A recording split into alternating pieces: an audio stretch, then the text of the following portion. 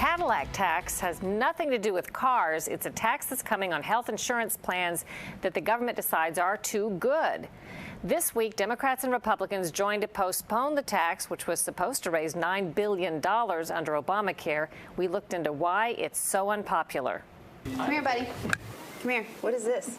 Kate Rice is part of a diminishing crowd these days. Ooh, good job. The married mother of two likes her health care plan. She says her husband's union contract provides excellent coverage for the whole family. Right now, it's pretty affordable for us. My husband's employer pays for most of it, and it's a good plan. But according to the Affordable Care Act, it's too good. And by the time 3-year-old Spencer walks into kindergarten, the Rices and millions of families like them will be hit with the so-called Obamacare Cadillac tax. Yes, too much coverage, so you're going to get taxed on it. That doesn't equate. It doesn't seem like it's going to work very well. And it certainly doesn't seem fair. For the first time in our history, Americans will have their health care taxed as income. Policies valued at more than $10,200 for an individual or $27,500 for a family will be hit with a tax on 40% of the overage. According to a study by the Kaiser Foundation, that will affect 1 in 4 employee plans in the short term and all plans within a decade. For the average United Auto Workers Union employee, that means $2,000 a year in extra taxes.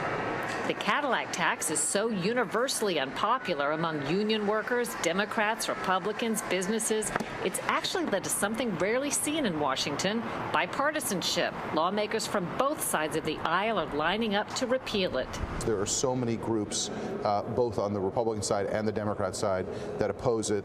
This again affects millions and millions of middle-class families across the country. The right thing for the president to do is acknowledge that it's bad public policy within the Affordable Care Act and that we have to repeal it. But the Obama administration is digging in its heels. It insists the Cadillac tax will lower health care costs by forcing insurers to drop policies offering so much coverage.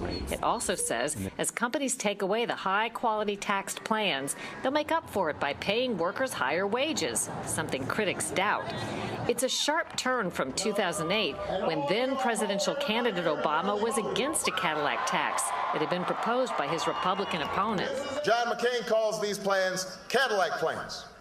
Now, in some cases, it may be that a corporate CEO is getting too good a deal. But what if you're a line worker making a good American car like the Cadillac? What if you're one of the steel workers who are working right here in Newport News? And you've given up wage increases in exchange for better health care.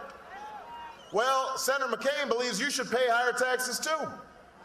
The bottom line, the better your health care plan, the harder you fought for your good benefits, the higher the taxes you'll pay under John McCain's plan. The Government Accountability Office estimates the Cadillac tax will bring in more than $87 billion over 10 years and help pay for the government's dramatic expansion of Medicare and other subsidies under Obamacare. Yeah, let's go in the swings, buds. Come on. $20,000 of those dollars would come from the Rice family. It doesn't really seem fair that they tax you if you have this great plan. There has to be a better way to do it than this. There really does. Under the congressional budget deal, the Cadillac tax will now be postponed until 2020. The president supports the tax, but the White House has indicated it could live with delaying it.